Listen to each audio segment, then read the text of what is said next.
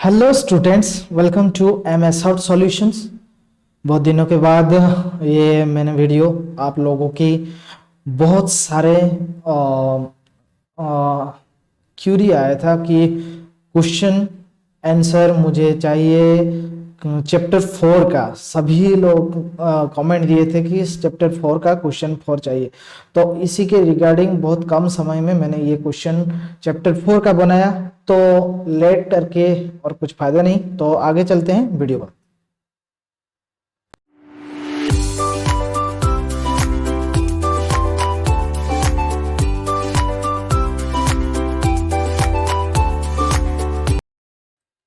Okay, तो पहले तो हम लोग देखेंगे कि क्वेश्चन क्या है। तो चैप्टर 4 का जो है एक्सेल शीट से, तो एक्सेल शीट्स जो क्वेश्चन नंबर 1 में ये जो दिया गया है, देखिए, fill in the blanks with the correct option. Correct option इसमें दिया गया है, उसमें से आपको सही वाला चूज करना है। तो आप जैसे कि स्क्रीन पर देख रहे होंगे, तो नंबर 1 में जो क्वेश्चन दिया गया था, dash test a number of user defined conditions. Okay, तो dash test a number of user defined conditions. User defined conditions को किससे द्वारा ये सब हो सकता है, तो इसका सही आंसर है लॉजिकल ऑपरेटर। नेक्स्ट उसका क्वेश्चन है, workbook is a collection of dash. It's very easy, the answer is worksheet. You can the printing mistake is there. You can sum a large range of data by simply selecting a tool button called dash. It will be answer is AutoSum, क्योंकि AutoSum एक ऐसा function है जिसके button, जो ये button है, इससे click करने के बाद आप जिस रेंजेस को सिलेक्ट करेंगे उस रेंजेस के ये ऑटोमेटिकली आपको समेशन करके देगा। नेक्स्ट क्वेश्चन है, dash is a method of arranging the data in ascending और डिसेंडिंग ऑर्डर। तो जैसे कि आप लोग समझे, असेंडिंग हो या फिर डिसेंडिंग ऑर्डर, ये सब सॉर्टिंग में आता है, तो उसका सही आंसर होगा सॉर्टिंग। नेक्स्ट क्वेश्चन होगा, dash can be created in Excel easily. तो कौन सा है जो क्रिएट हो सकता है इजीली एक्सेल में? तो जो ऑप्शन दिया गया है, इसका सही ऑप्शन होगा बार चार्ट। ठीक है, बार चार्ट व चार्ट, जो भी चार्ट है, different types of bar chart हो, कलम चार्ट हो या पाई चार्ट हो, ये इजीली क्रिएट हो सकता है Excel. Next question, dash function displays current date and time in MS Excel. MS Excel जो है, MS एक्सेल में कौन सा फंक्शन यूज करके हम लोग टाइम जान सकते हैं, डेट एंड टाइम जान सकते हैं? तो ये वाला सही आंसर होगा now. Next, in the formula, dash symbol specifies the fixed column or rows.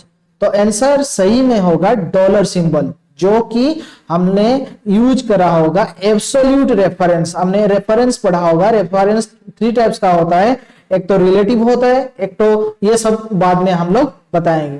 तो इसमें एब्सोल्यूट रेफरेंस का सिंबल या फिर डॉलर सिंबल स्पेसिफाई करता है, सही आंसर है।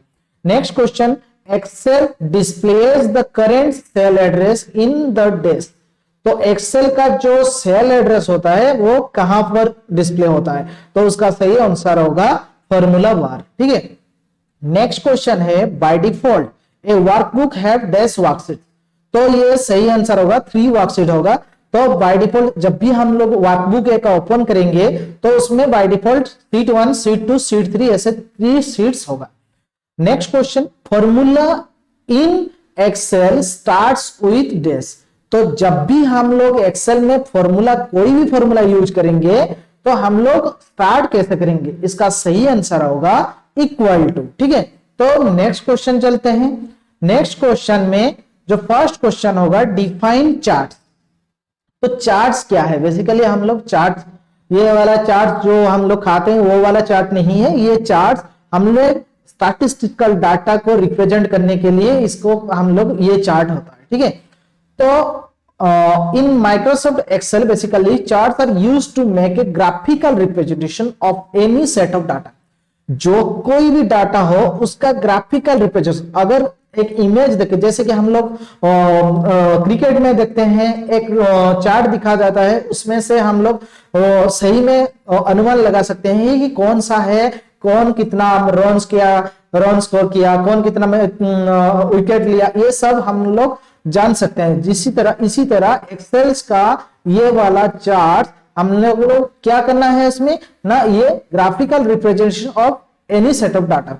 ए chart is a visual representation of data, visually हम लोग देख सकते हैं, in which the data is represented by symbols such as bars in a bar chart और lines in a line chart और column in a column chart. ठीक है, ये वाला है चार्ट। नेक्स्ट होता है how many types of cell reference can be made. तो cell reference we can made 3 types of cell reference. Basically हम लोग 3 टाइप का सेल रेफरेंस एक्सेल में यूज करते हैं। एक तो है रिलेटिव रेफरेंस, एक एब्सोल्यूट सेल रेफरेंस, एंड ये दोनों का कॉम्बिनेशन होता है एक मिक्स्ड सेल रेफरेंस। ठीक है, नेक्स्ट क्वेश्चन है डिफाइन वर्कबुक। बेसिकली वर्कबुक क्या होता है ना, workbook is a file that contains one or more worksheets to help you organise the data. जैसे कि वर्कबुक हम लोग जानते हैं, जैसे कि एक बुक कंटेन करता है डिफरेंट टाइप्स ऑफ शीट्स, उसी तरह एक्सेल का जो वर्कबुक होता है वो बहुत सारे वन और मोर जो शीट्स वर्कशीट्स वो टुगेदर करता है। क्यों चाहिए इसको ना, डाटा को ऑर्गेनाइज करके रखने के लिए। Next one is define worksheet. Worksheet वो क्या होता है, देखिए worksheet also known as spreadsheet, उसका अलग नाम दिया गया है स्प्रेडशीट। वर्कशीट को हम लोग स्प्रेडशीट भी बोलते हैं। ये क्वेश्चन आएगा आप लोगों को जो भी PT3 या फिर एग्जाम हो रहा है उसमें से ये आएगा, what is the other name of worksheet. Okay, तो other name of worksheet is spreadsheet. तो worksheet consist of cells in which you can enter and calculate data। Basically Excel sheets में हम लोग डाटा को एंटर कर सकते हैं और कैलकुलेशन कर सकते हैं। The cells are organized into the row and column। Column और रो में ये होगा। A worksheet is always stored in a workbook। क्योंकि पहले भी हमने बताया था वर्कबुक जो है वो कंटेन करता है वर्कशीट, तो वर्कशीट वो वर्कबुक के अंदर ही होगा। ठीक है, नेक्स्ट क्वेश्चन आपको ई नंबर दिया गया है, what do you mean by protecting a worksheet. Worksheet को प्रोटेक्ट करना क्या होता है बेसिकली ना, वर्कशीट को protecting a worksheet means to protect worksheet to help prevent it from being changed. अगर आपने कोई डाटा वर्कशीट में प्रोटेक्ट किया है तो आपके बिना अनुमति में कोई भी उस डाटा को कोई चेंज नहीं कर सकता। जैसे कि आपने कुछ डाटा दिया गया है, वो आप लोग भेजते हैं उनको, क्योंकि वो ऐसे आप चाहते हैं कि वो देखें लेकिन उसका कोई भी चेंजेस नहीं कर सके। ठीक है, तो इसीलिए हम लोग वर्कशीट को प्रोटेक्ट करते हैं। वर्कशीट प्रोटेक्ट करने का अर्थ ये है कि आपने वो जो रो या सेल है उसको प्रोटेक्ट किया हुआ है। ठीक है, अगर आप उस पर क्लिक करेंगे तो वो बार बार एरर दिखाएगा कि the worksheet you have entered, but the worksheet आप जो काम कर रहे हैं उसमें वो प्रोटेक्टिंग है। उसको ऑथर को बोलिए कि ये अनलॉक कर रहे। ठीक है, अनलॉक करने के बाद ही वो आपका वर्कशीट को काम कर सकता है या फिर कुछ चेंजेस कर सकता है। ठीक है, नेक्स्ट क्वेश्चन आता है लॉन्ग क्वेश्चन। लॉन्ग क्वेश्चन में आप जैसे कि देख रहे हैं, फर्स्ट क्वेश्चन है give a descriptions about the various types of charts with the example.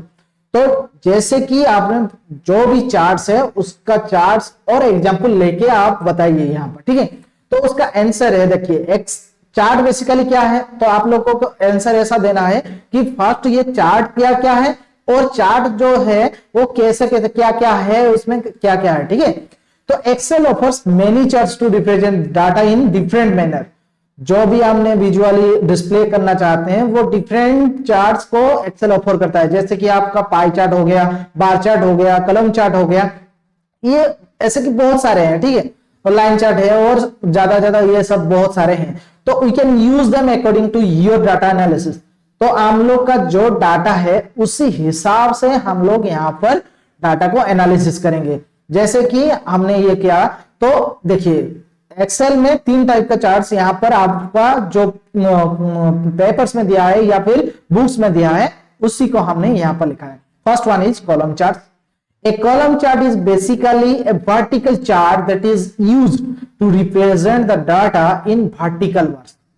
तो कॉलम चार्ट बेसिकली क्या होता है, जिसको वर्टिकली हम लोग वर्टिकल चार्ट भी कहते हैं, वो वर्टिकल बार्स में इसको डिस्प्ले किया जाता है और विजुअलाइज किया जाता है, ठीक है। It works efficiently with different types of data, but it is usually used for comparing the information को कंपेयरिंग, दोनों में कंपैरिजन करने के लिए बेसिकली कॉलम चार्ट यूज किया जाता है, ठीक है। नेक्स्ट आता है हमारा यहाँ पर bar chart. Bar charts are horizontal bars that work like column chart. जैसे कि कॉलम चार्ट है उसी टाइप्स में बार चार्ट दिया जाता है हॉरिजॉन्टली, ठीक है। वो होता है कॉलम चार्ट में डिफरेंस क्या है कॉलम चार्ट और बार चार्ट में, देखिए कॉलम चार्ट वर्टिकली रिप्रेजेंट करता है और बार चार्ट उसका हॉरिजॉन्टली रिप्रेजेंट करता है। Unlike column charts, bar charts are horizontally plotted only, or you can say that no, bar chart and column charts are just opposite of each other। जो बार chart और column chart है दोनों opposite है, उसका vertically होता है column chart में और इसमें हॉरिजॉन्टली होता है। नेक्स्ट तो जो आता है थर्ड नंबर पे वो होता है पाई चार्ट। तो a pie chart is rounded shape graph that is divided into slice of pie. आपने सर्कल देखा होगा, सर्कल में जैसे कि पाई में सर्कल का कोई रेडियस में वो होता है, उसी टाइप में पाई चार्ट होता है, ठीक है। पाई चार्ट में तो क्या होता है, we can use easily analyze data that is divided into slices. Slices में जो डिवाइड होता है उसको हम एनालाइज कर सकते हैं। तो it makes the data easy to compare the proportion, कैसे कितना परसेंटेज में कितना ये है। जैसे कि एक एग्जांपल से यहाँ पर मैं लेता हूं कि पानी, ठीक है, वर्ल्ड में कितने पानी है, ठीक है, कितना और जो है ये सब हम लोग उसको डेलिब्रेट कर सकते हैं। जैसे कि आपने पढ़ा होगा एटमॉस्फेयर का पोजीशन से, एटमॉस्फेयर में कौन सी गैस कितने परसेंटेज में है, उसको हम पाई चार्ट में भी रख सकते हैं, ठीक है। नेक्स्ट आता है हमारे question, describe about different types of cell reference. तो सेल रेफरेंस जैसे कि हमने पिछले भी ये पढ़ा था कि इसमें 3 टाइप्स का सेल रेफरेंस होता है। तो सेल रेफरेंस बेसिकली क्या होता है, देखिए ना, cell reference in Excel refers to other cells to a cell to use its values और प्रॉपर्टीज। जो एक सेल में हो वैल्यू हो या फिर प्रॉपर्टीज हो और दूसरे सेल में उसको ले जाने का प्रोसेस होता है, ये सेल रेफरेंस, ठीक है।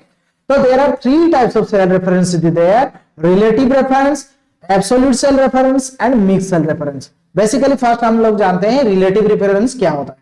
तो रिलेटिव रेफरेंस देखिए, it does not contain dollar signs in a row or column.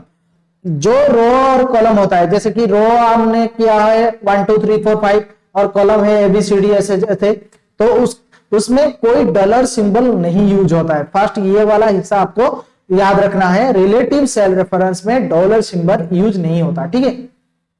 Relative cell reference type in Excel changes when a formula is copied और ड्रैग्ड टू अनदर सेल।